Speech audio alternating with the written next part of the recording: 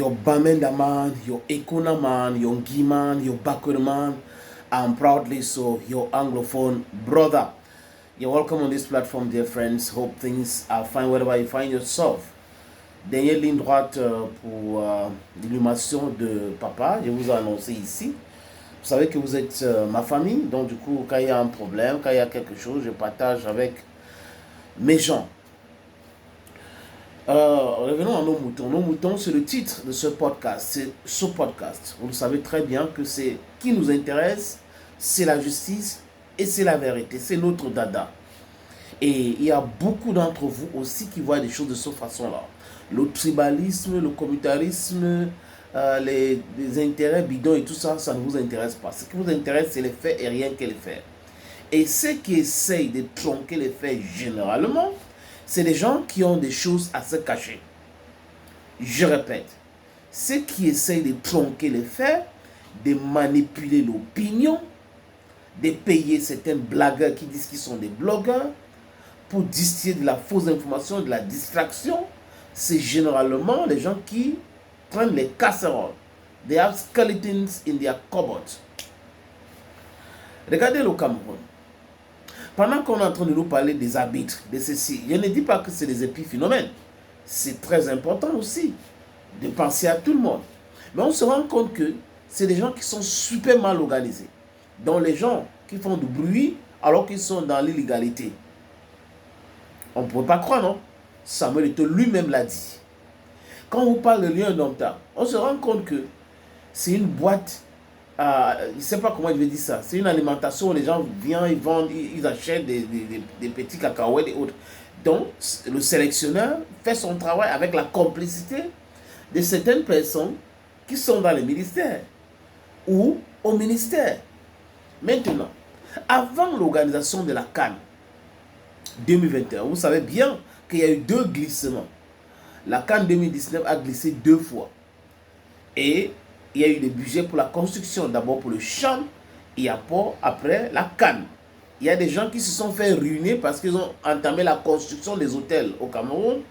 Et ces glissements-là les ont mis en problème, en difficulté avec leurs banquiers. Les taux d'intérêt, vous le savez très bien. Si vous dites que vous allez rembourser après 12 mois, et 12 mois, ça se transforme en 48 mois, c'est différent, c'est pas la même chose. Et les gens se sont fait ruiner. Il y a des gens qui ont fermé les entreprises à Douala. Les capitaines d'entreprises ont fermé les entreprises à Douala. Imaginez le nombre de jobs que les gens ont perdu dans cette tergiversation, cet amateurisme du système qui gouverne le Cameroun depuis 43 ans aujourd'hui. Les gens sont là, ils mettent des tentacules partout. Ce qui les intéresse, c'est le détournement des fonds publics.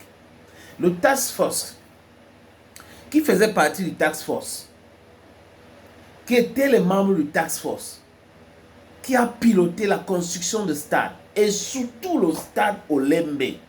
Initialement, c'était le stade Paul Biya d'Olembe, dans le complexe, avec un hypermarché, l'hôtel 5 étoiles, la piscine, les stades de tennis, les stades de basketball, les stades annexes de football.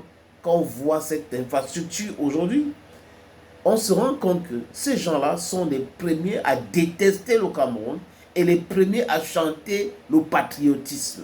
Avec la complicité des corrompus, des jeunes corrompus, qui ne vont jamais parler de ça. Regardez les blocs, les amis, vous allez comprendre. C'est pour cette raison que j'insiste chaque fois ici que le problème, ce n'est pas qu'il vient, il est Bassa, il est Fofolde, il est Ewondo, il est Boulou, il est anglophone, il est Bameleke. Ça, ce n'est pas le problème. Le problème, c'est la qualité de ceux qui parlent. Qui est qui fait quoi, au nom de quoi. À partir de là, on va comprendre. Parce qu'il y a 2 tribus au Cameroun. Le tribu des gens qui veulent que ça marche bien, qui se donnent à fond la caisse pour que les choses aillent, et d'autres qui veulent s'enrichir, qui ont des coffres forts à la maison, qui gardent autant d'argent et qui continuent à piétiner les règles, qui continuent à vouloir qu'on continue seulement dans la corruption. Donc les gars sont tellement riches et les richesses ne se trouvent pas dans les banques. Le Cameroun, c'est une curiosité.